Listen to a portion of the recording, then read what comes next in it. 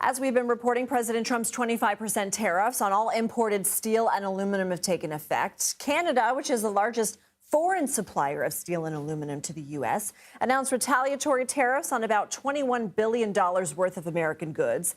This comes the day after President Trump threatened to put tariffs on 50% of these Canadian materials, but changed course hours later after the Ontario Premier suspended surcharge plans for electricity sold to New York, Michigan, and Minnesota. Now, prior to these announcements, some liquor stores in Canada had already removed U.S.-made liquor from their shelves.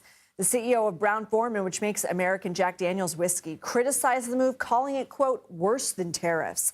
Last month, CBS News correspondent Nicole Valdez spoke to the owner of a small whiskey distillery in Tennessee called Leaper's Fork before President Trump announced his most recent tariffs about how they could eventually impact his business and so many other craft distilleries and breweries. You think that this could put some of the smaller or maybe newer guys totally out of business? Oh, we've seen that already. You know, we've had distillery closings here in the state. I think if you going a little bit outside of spirits, if you look at craft brewing, I think 2024 was the first time in 20 years that more craft breweries closed than opened. So that's a significant sea change as well. So we've seen several closures here in the state. And did it have to do with the potential of tariffs? It had to do with the potential of tariffs and just general oversupply and consumption going down. So we have this kind of trifecta of not good scenarios for the distilling industry. You know, the threat of tariffs, the decrease in consumption, and the oversupply. Like those three things. It's essentially a recipe for disaster. Exactly, it could be. It could be. Last week, the Trump administration paused its 25% tariffs on some Canadian goods until April 2nd. The Kentucky Distillers Association expressed its concerns that these levies would negatively affect the state's bourbon industry. And Kentucky's Democratic Governor Andy Beshear has urged Canadian business officials to reconsider any retaliatory measures so they don't impact businesses in the state.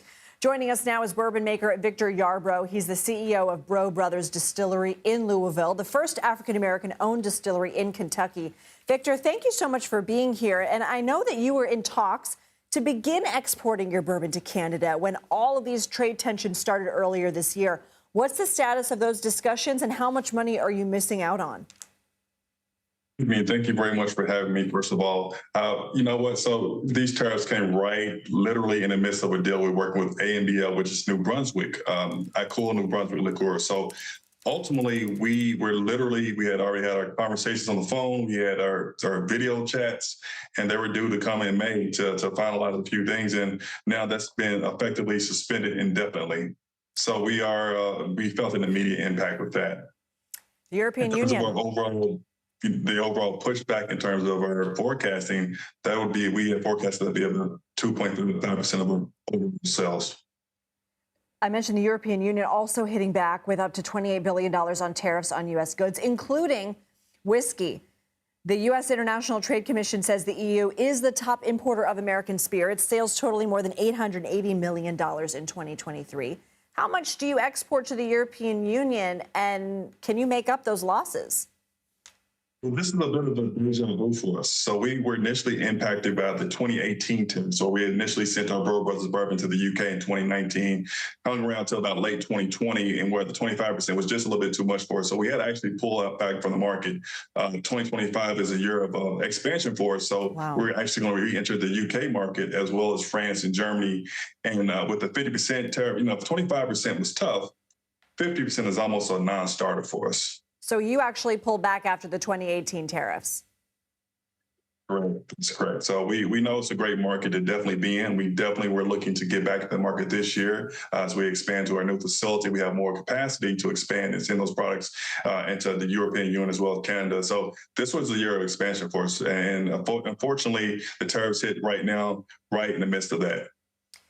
As a business owner, do you feel like collateral damage in these trade wars?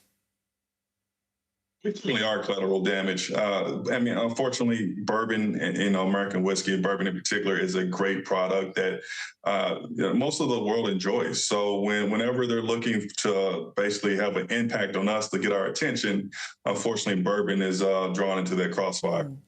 My last question to you is, as a business owner, how do you plan ahead when things are changing so rapidly?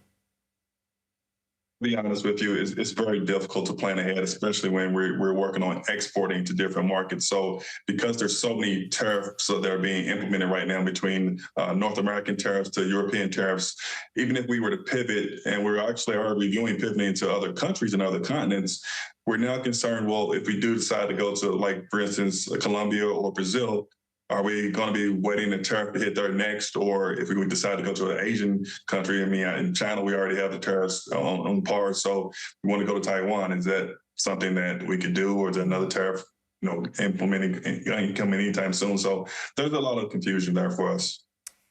Well, Victor Yarbrough, I'm pregnant right now, but I miss my old fashions. Come summer, I'll be picking up one of your bottles. Thank you so much for joining us. We appreciate that. Congratulations. Thank you. Thank you. Thank you for having us.